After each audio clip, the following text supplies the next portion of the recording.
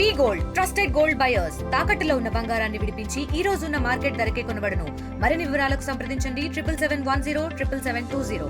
పార్వతీపురం మన్యం జిల్లా సాలూరు ప్రాంతీయ ఆసుపత్రికి ఒరిస్సా నుంచి కూడా అతి భారీ సంఖ్యలో ఇక్కడికి వైద్యం కోసం అయితే ఆ యొక్క ప్రజలైతే వస్తున్న నేపథ్యం కూడా కనిపిస్తూ ఉంటుంది. ముఖ్యంగా చూసుకుంటే మనం ఏదైతే ఇప్పుడు చూస్తున్నటువంటి ఈ ప్రాంతీయ ఆసుపత్రి ఏదైతే ఉందో ఈ ప్రాంతీయ ఆసుపత్రికి ఎక్కువగా గిరిజనులు ఇక్కడ వైద్యం చేసుకోవడానికి అయితే ఎక్కువగా తాకిడి ఉంటున్న నేపథ్యం కూడా కనిపిస్తుంది. ఇదే క్రమంలో ప్రస్తుతం చూసుకుంటే ఈ మధ్య కాలంలో అతిగా వర్షాలు కురవడంతో ఈ యొక్క ప్రాంత వాసులు అంతా కూడా ఎక్కువ మంది జ్వరాలు పడినటువంటి నేపథ్యం కూడా ఎక్కువగా ఉంది. అయితే ఈ కారణంగా ఈ ఆసుపత్రికి పడకలు తక్కువ అవడంతో ఒకే మంచానికి 3 నుంచి 4 కూడా ఒకే మంచానికి ఉంటున్న నేపథ్యం కూడా కనిపిస్తుంది. ఉన్నవి 50 పడకల పైన అయితే అక్కడ ఉన్నటువంటి పేషెంట్లు కూడా సుమారుగా 120 నుంచి 200 మంది వరకు కూడా పేషెంట్లు ఉంటున్న నేపథ్యం కూడా కనిపిస్తుంది. ఇదే క్రమంలోనే ప్రస్తుతం ఈ యొక్క ఆసుపత్రి యొక్క పరిస్థితి ఎలా ఉంది, అక్కడ పేషెంట్లు ఏమనుకుంటున్నారు, అక్కడ ఉన్నటువంటి అటెండర్ల పరిస్థితి ఎలా ఉంటుంది, అంతా పాటు మాట్లాడడానికి ఏరియా హాస్పిటల్లో ట్రీట్మెంట్ పొందుతున్నటువంటి పేషెంట్లు కూడా ఉన్నారు. వాళ్ళతో మాట్లాడే ప్రయత్నం చేద్దాం.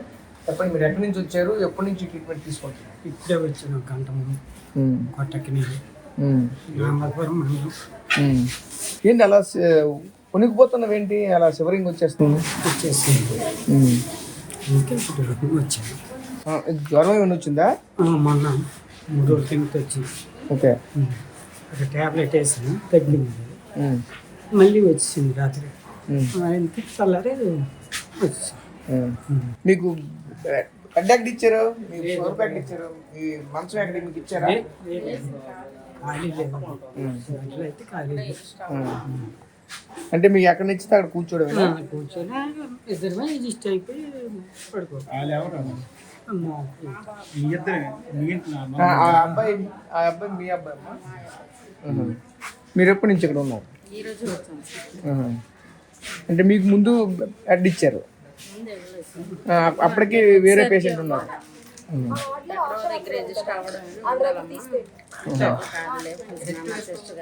ప్రస్తుతం మీ బాబుకి ఎలా ఉంది? జ్వరం తీసుకొచ్చాను sir, sickle cell anaemia problem బాబుకి. బ్లడ్ ఎక్కిస్తుంటాం ఎప్పుడెక్కడ తీసుకొచ్చినా బాటిల్ పెట్టడం, బెడ్ సరిపోతే ఎక్కించకపోతే బ్లడ్ కూడా ఎక్కిస్తాం. 4 రోజులు బట్టి ఈ బ్లడ్లో ఈ పరుపులో నీళ్ళు బట్టి ఇద్దరు మనుషులు ఉండడమే చాలా కష్టమైపోతుంది.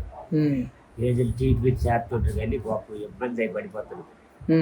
ఆ వండడం అని బట్టి ఇప్పుడు ఇద్దరు వండడం చాలా కష్టం కానీ బట్టి ట్రీట్మెంట్ కానీ బాటిల్ కానీ ఎక్కించలే.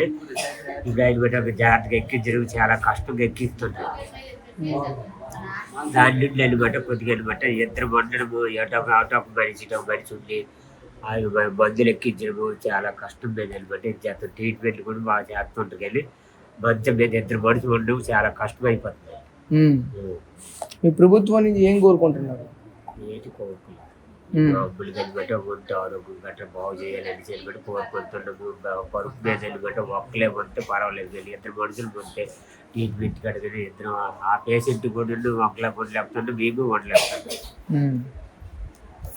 సో చూసాం కదా, ఇక్కడ హాస్పిటల్లో ఉన్నటువంటి పరిస్థితి మాత్రం చాలా దారుణంగా ఉన్నటువంటి నేపథ్యం అయితే కనిపిస్తుంది. ఎందుకంటే ఒకే మంచానికి ఒకే బెడ్కి 2, 3 నుంచి అయితే ఒక మంచానికి అయితే ఉంటున్న పరిస్థితి కనిపిస్తుంది. పేషెంట్లు చూస్తే తీవ్ర అవస్థలు పడుతున్న నేపథ్యం కూడా కనిపిస్తుంది. మనమైతే మాత్రం చూడొచ్చు, ఒకే స్టాండ్ ఉంది ఇక్కడ ఒకే స్టాండ్కి ఇక్కడ 5 సెలైన్ బాటిల్ పెట్టినటువంటి పరిస్థితి కూడా కనిపిస్తుంది. మనమైతే చూడొచ్చు, ఒకే మంచం మీద 4-5 పేషెంట్లు కూడా కూర్చొని ట్రీట్మెంట్ తీసుకుంటున్న పరిస్థితి కనిపిస్తుంది. ప్రస్తుతం చూసుకుంటే సాలూరు ఏరియా హాస్పిటల్లో చాలా దౌర్భాగ్యమైన పరిస్థితి అయితే ఏర్పడుతున్న పరిస్థితి కనిపిస్తున్నాయి. త్వరలో ఒకవైపు 100 పడకల హాస్పిటల్ ఓపెన్ చేస్తామంటూ కూటమి ప్రభుత్వ నాయకులు అయితే మాత్రం చెప్తున్నప్పటికీ కూడా ఇంతవరకు కూడా 100 పడకల ఆసుపత్రిని సంబంధించినటువంటి బిల్డింగ్లన్నీ ఇన్ఫ్రాస్ట్రక్చర్ రెడీ అయినప్పటికీ కూడా ఓపెన్ చేయకపోవడం అయితే తీవ్ర అవస్థలు ఎదుర్కొంటున్న నేపథ్యం కూడా కనిపిస్తుంది. మనమైతే చూడొచ్చు, ఒకే పడక్కి అంటే ఒక మంచానికి 2-3 పేషెంట్లు ఉంటున్న నేపథ్యం అయితే కనిపిస్తుంది. దీని కారణంగా ఇక్కడ ఉన్నటువంటి పేషెంట్లు ఇక్కడికి వచ్చినటువంటి ప్రతి ఒక్కరు కూడా చాలా తీవ్ర అవస్థలు అయితే పడుతున్నాయి చెప్తున్నారు. ఇక్కడ డాక్టర్లు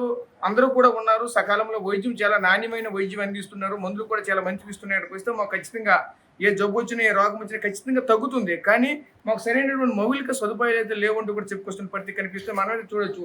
ఈ ఒక రూమ్ చూసుకుంటే చాలా చిన్న రూమ్, ఈ ఒక చిన్న రూమ్లోనే సుమారుగా చూసుకుంటే ఈ 8 నుంచి 9 బెడ్ల వరకు కూడా ఇదే రూమ్ లో వేసినటువంటి నేపథ్యం అయితే ఉంది. చూసుకుంటే ఒకే రూమ్ లో 8 నుంచి 9 బెడ్లు, ఇంత చిన్నవి. ఇది కూడా ఒక ఇనుప మంచాలని తయారు చేసి దీన్ని తాత్కాలికంగా వేసినటువంటి నేపథ్యం కూడా కనిపిస్తుంది.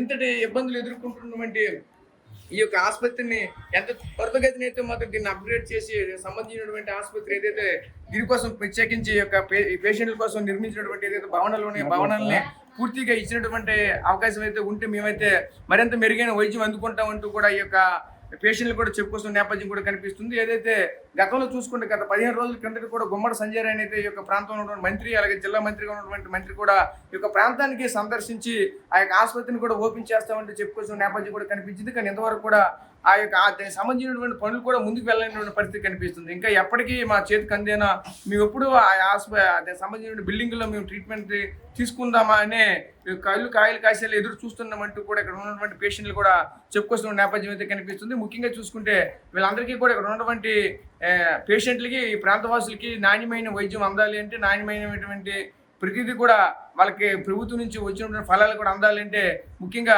విద్యా వైద్యం అయితే మాత్రం ఖచ్చితంగా ఉండాలి. దీనిలో భాగంగా వైద్యానికి అయితే పెద్దపీట వేస్తున్నటువంటి చెప్పుకొస్తున్నటువంటి ప్రభుత్వాలు ఈరోజు చూసుకుంటే ఎంత దౌర్భాగ్య పరిస్థితిలో ఉంటున్న నేపథ్యం కూడా కనిపిస్తుంది. గతంలో చూసుకుంటే 2018 నుంచి కూడా ఇప్పటి వరకు కూడా ఒక 100 పడకల ఆసుపత్రికి సంబంధించినటువంటి ఒక బిల్డింగ్లు కట్టడానికి ఇన్ని సంవత్సరాలు పడుతుందంటూ కూడా ప్రతిపక్ష నాయకులతో పాటు అలాగే వామపక్ష నాయకులు కూడా ఆందోళన ఆవేదన చేస్తూ మాట్లాడుతున్నటువంటి నేపథ్యం కూడా ఎన్నోసార్లు మనం అయితే చూసాం. ఇదే క్రమంలోనే ఇప్పుడు కూడా గ్రౌండ్ రిపోర్ట్, ఆర్టీవీ గ్రౌండ్ రిపోర్ట్లు అయితే చూస్తున్నాం. పూర్తిగా ఒక బెడ్కి చూసుకుంటే ఒక మంచానికి అయితే పూర్తిగా 2 నుంచి 3 కూడా ఉంటున్న నేపథ్యం కూడా కనిపిస్తుంది. అంత త్వరగా మమ్మల్ని ఈ యొక్క ఇబ్బందుల నుంచి బయటకు తీస్తే అంత బాగుంటుందంటూ కూడా ఇక్కడ ఉన్నటువంటి పేషెంట్లు కూడా మనతో కూడా చెప్పుకున్న పరిస్థితి కనిపిస్తున్నాయి.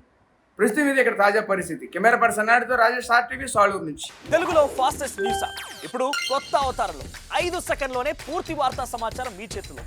సోషల్ మీడియా ట్రెండ్స్ మీ కళ్ళ ముందుకే live TV and voice search ఆప్షన్స్తో ఇప్పుడే డౌన్లోడ్ చేయండి. యాప్ లింక్ డిస్క్రిప్షన్లో ఉంది.